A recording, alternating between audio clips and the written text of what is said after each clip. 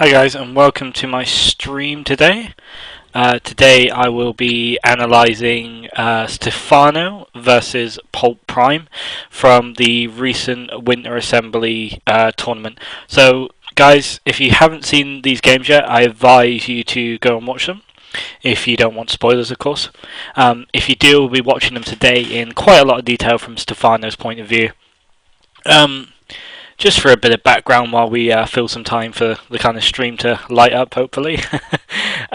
Stephano is a very, very, very good French Zerg player. He tends to favour a mass ling and infester usage for his kind of play above the standard of Muta Ling Bling in Zerg vs Terran at the moment. This play is becoming like more and more popular, and it relies on like certain key things that we will analyse and hopefully go through today. So we'll jump straight into the first game, which will be on Daybreak, I believe. Just give me 1 second, sorry. GSL Antigua Shipyard, sorry. Okay, so let's load this up. I will switch scenes and we can get rolling.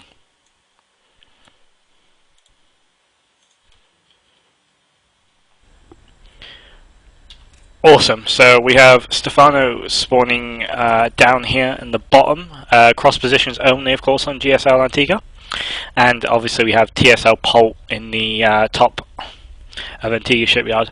Now, for a Zerg, Antigua Shipyard is one of those maps where it's almost like it feels like it should be a Zerg map, but also like the Terran have got a really easy time taking a quick third and obviously, you know, placing the bulk of their army just like right here, and that would deny any kind of you know, direct attack into the natural or the third. Of course, you have got these destructible rocks, but most people will wall off and maybe put like a siege tank or two up there just to play that extra safe. And as usual, we have Stephano talking during matches. He seems to really enjoy doing that, but that's Stephano's personality, and we kind of don't want to get into that as much as his actual gameplay, which is the important part. So we have Stephano obviously just doing the normal kind of thing, and I'm just going to put my stream live on Team Liquid because I forgot. Sorry guys. Hopefully I didn't. Sorry guys, give me 1 second.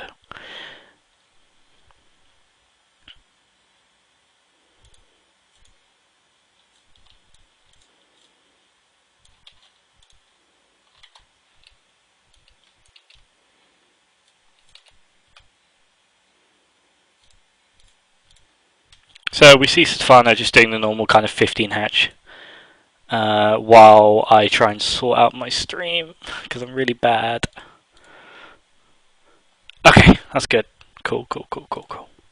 Right, and as we see Stephano just doing the normal sort of 15 hatch, Polt also doing the normal barracks and gas timing. We'll obviously go into reactor hellions. Stephano just going for that slightly later pull, around 16 rather than the 15, and obviously getting the gas around 17 as well.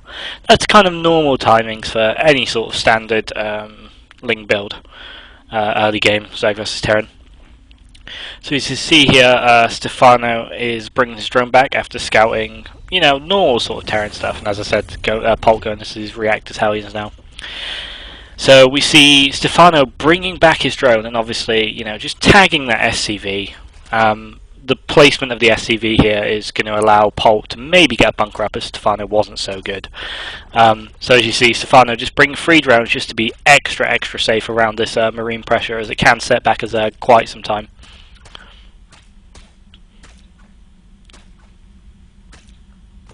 So why would Stephano bring drones out? Well, basically, if you can just deny this bunker, I mean, it just puts off any early pressure that Terran can do to you. And just by bringing like 3 drones, it means you're extra safe from that bunker getting up, because you really don't want that to happen. So Stephano just building 2 queens, 4 lings, absolutely 100% standard game right now. Using these lings, just getting back to map control from the marines, and obviously to see when these hellions are coming out. But right now everything is super standard. Obviously pulling off gas, so you've got enough for that, you know, those drone pumps that you really need early game, and also just saving enough gas for speed right now. I mean, if you look at Stephano's gas count, it is absolutely perfect. It's absolute 0 right now. So Stephano using his links just to scout. You see 2 Marines, which is, you know, indicative of reactor Hellions coming out. You get those 2 Marines just to push away anything. So Stephano now keeping the watchtower, which is also great. This is something all Zerg players should do, is just hold that watchtower. You can see when these Hellions are coming in now. Stephano getting a little bit careless with that link, but it doesn't really matter, saving this one. Stephano also putting down a early spine crawler. As I said, just absolute standard play from Stephano here. Getting a couple of links to prevent that Hellion run by as well, which he'll probably park around there. Or even to the right here, so they can't run by into the natural. So yeah, Stephano opting to stop them running into the natural rather than up the ramp. So that's really good. As I said, using this queen, this extra queen here, just to spread some creep to stop those Hellions. And now that his lings have got speed, he's only got 5, but you probably make a few more now, 8 coming on the way, just to kind of push these Hellions back and get the creep out, because that's all he wants to do right now with these lings. Back on gas to make this kind of 7-minute layer timing, which we should see rather soon. He's kind of low on gas, but that's okay. So as I said, Stephano's ZVT right now is kind of boiled down to infest a ling with like really good upgrades. Polt now coming from really weird pressure. You don't often see this, but we'll see how Stephano reacts. I mean, right now Stephano can't really see. Okay, he's seen it. Let's see how he reacts. So Stephano now surrounding with lings. It's going to be really dangerous versus those Hellions, but he gets a nice surround. That's good. That's good. It's really good. And Stephano just not panicking at all, still droning up. This is one of the most fathomable secrets of Zerg right now. Is most Zergs will, if they scout that, will just make so many lings. Stephano just makes enough to survive, pushes the pressure back, and then just switches into drones. I mean, right now his economic lead is absolutely phenomenal, 46 to 29. So as I see these Evo chambers coming down now, which should mean the early +1 armor. Let's just keep these Zerglings alive against tanks that little bit longer. So I will be pausing in really important bits of gameplay, just like this one right now. So Stephano is going for the scout of the early 3rd base. What this will tell him is if he needs to prepare for an 11-minute push, or he needs to prepare for a 30-minute push. Basically, if this 3rd base is here, it means he can obviously drone up, take a 3rd himself, and just kind of relax into a normal game from there. If this 3rd isn't up, that means that Polt should be coming around 11 to 12 minutes with tanks or Marines or Marauders or that sort of thing. Just a little push at about 11 or 12 minutes. And right now Stephano is gone for the double evolution chamber and starting those mass upgrades for his lings. And as you can see, the timing's a little bit off, but we'll forgive him.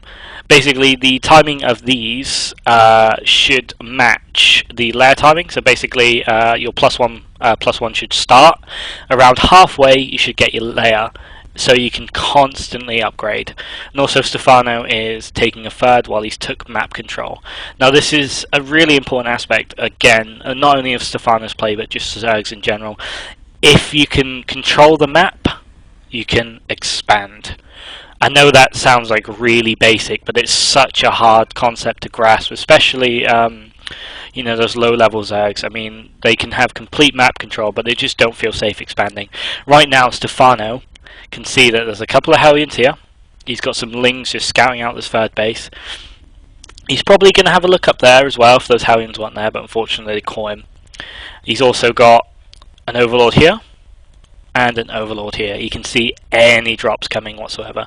Again, I'd like to put some Overlords here and maybe 1 here as well, just to be that extra safe, but he has got 3 Overlords watching his left-hand side flank as well from drops.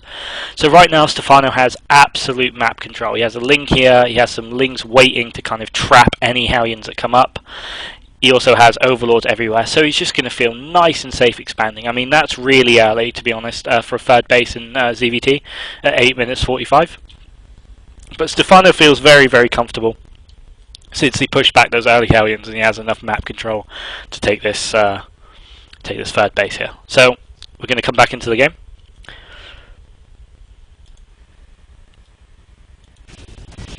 So Stephano just generally scouting out this third, make sure nothing's coming, trying to save his lings, but he's just not going to.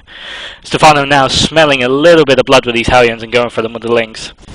I mean, this is really, really risky. Obviously, you know, he can pull a lot more Hellions out or just Marines, and you lose all these lings. And they don't really accomplish anything. I mean, he's had to show that he's got a lot of Marines. He hasn't got any tanks towards the front lines, and he's only got a few Hellions. So, you know, they accomplish a little bit, but I really don't like that attack, to be honest. So now Stephano sees that a couple of packs of Marines and 3 Hellions are out. And what does he do? He just makes 12 lings. That's all he does. He's still got this Spine Crawler. He might have to cancel this third. He's not going to get a chance to, unfortunately. So again, I really don't like that. I prefer Stephano to just kind of hang back behind this Spine Crawler, get a few more lings out, and then just push. Again, like, these little dukes are just going to end up costing extra lings, which could help in the long term. So this base right now is under a lot of pressure. Stephano's going to have to do something. What does he do? He pulls some lings, he waits for the forces to gather up. Last possible second for an engagement there, basically. As every Zerg knows, that's really important. But Marines in this sort of number are really strong early game against Zergs. So we're going to pause here. Basically, Stephano's in this position because he wasted quite a lot of lings on this little attack here. If he'd have got the surround on the Hellions, maybe that's worth it, maybe. But that kind of, you know, 20 ling pressure into Marine Hellion is just going to end up bad. If he had 20 extra lings right now, he'd have probably, you know, overrun this attack and not lost his third. I mean, that was an early third, so it kind of put him a little bit behind. But again, like, I really, really don't like those kind of little dukes with lings. Lings early game are just not strong enough to survive Marine Hellion. So again, Stephano now putting down his Infestation Pit as well, which again leads into the Ling Infestor mass upgrade style that Stephano is kind of making really popular in Zerg vs Terran at the moment. So we'll crack on. Again, like, Stephano losing his third and Polt just going to pick up and go away now.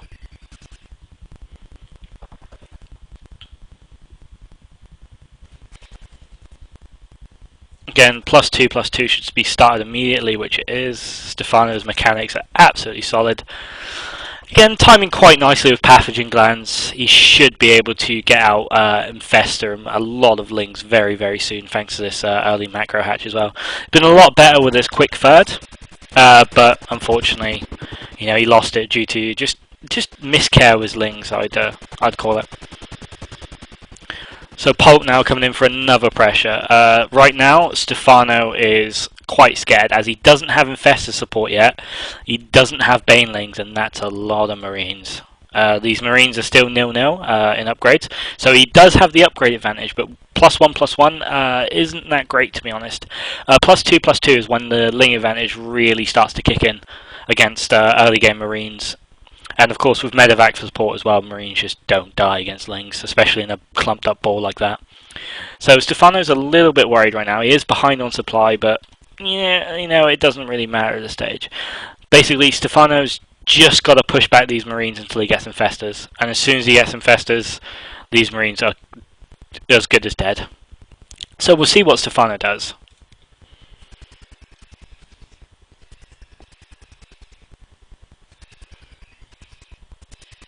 So Stephano being really smart here as well. 1 second. Stephano being really smart and taking this third base over here. That's just basically because it is quite quick as long as you break down these rocks. I mean, the running distance is quite short, so you can get lings nice and quickly to this base. Obviously, he is going for the mass ling style. I hope there's not a weird helicopter sound.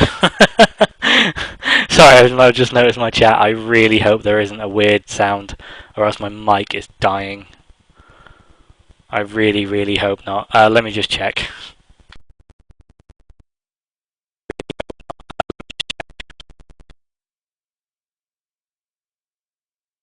Okay, it seems my voice is quite clear. Hopefully there's not too many sound issues. I'll check the VOD after this and hopefully it works fairly well.